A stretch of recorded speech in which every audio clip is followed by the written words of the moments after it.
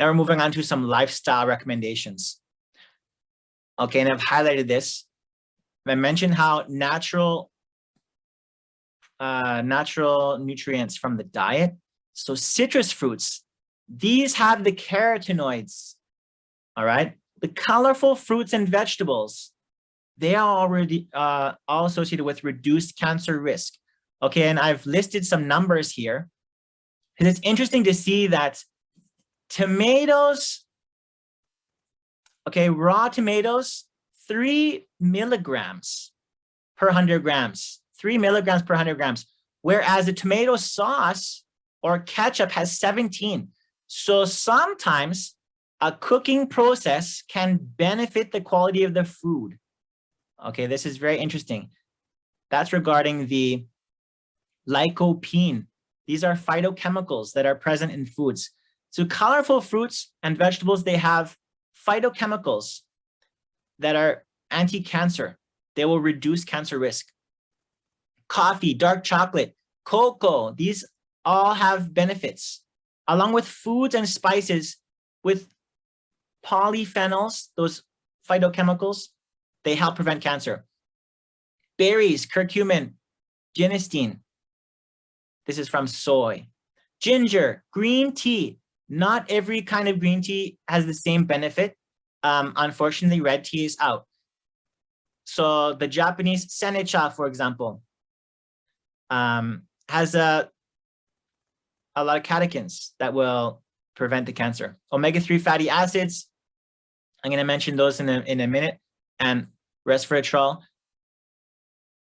Here's this interesting example about the wisdom in traditional cooking styles. I mentioned this turmeric. So curcumin in turmeric, it's anti-inflammatory. All right, so an anti-inflammatory, just like aspirin, it can benefit and prevent cancer. When combined with piperine from pepper, as found in curry, curry is a mix of spices, it made it possible to absorb the curcumin 1,000-fold. All right, so the simple presence of another molecule caused us to benefit from the curcumin 1,000 times. This is amazing. That's not normal math. There's a synergistic effect. Okay, so there's some wisdom in certain mixes of foods and certain cooking styles as well. I mentioned the tomatoes.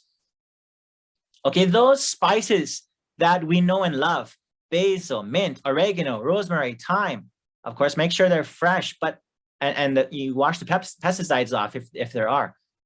They're anti-cancer, they're good for us. Coriander, cumin, parsley, fennel, those herbs, they have anti-cancer properties. And there's many mechanisms that have been explored to explain why. I don't have time to go into all the details. If I would recommend one book, I would recommend Foods That Fight Cancer. It's in my notes. I've taken a lot of these examples from that book.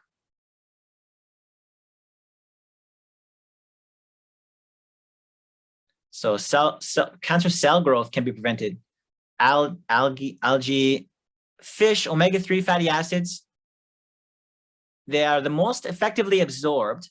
Okay, talking about the benefit of omega-3 now.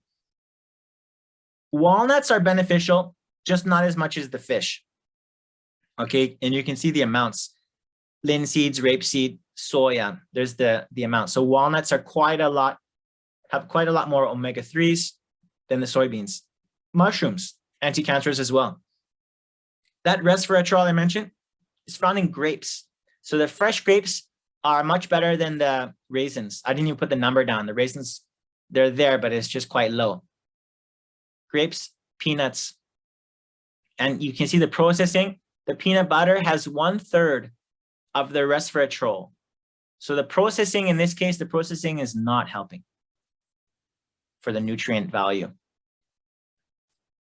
Next, more fruits. The chlorogenic acid in apples, okay, quite high, anti-cancer.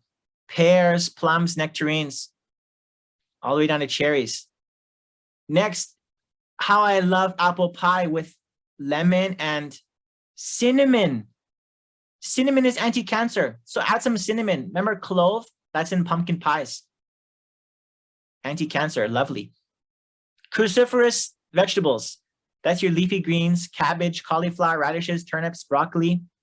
They have the phytochemical isothiocyanates, anti-cancerous. Allium family, garlic, onions, leeks. So when we crush them and chew them, their allicin is being converted to sulfur compounds, okay, anti-cancer. And I've highlighted this. Phytochemicals, they reduce and disappear with processing and preparation. Okay, there's sometimes where, like the tomato sauce, the ketchup, where it's fine. But generally, processing is reducing the quality.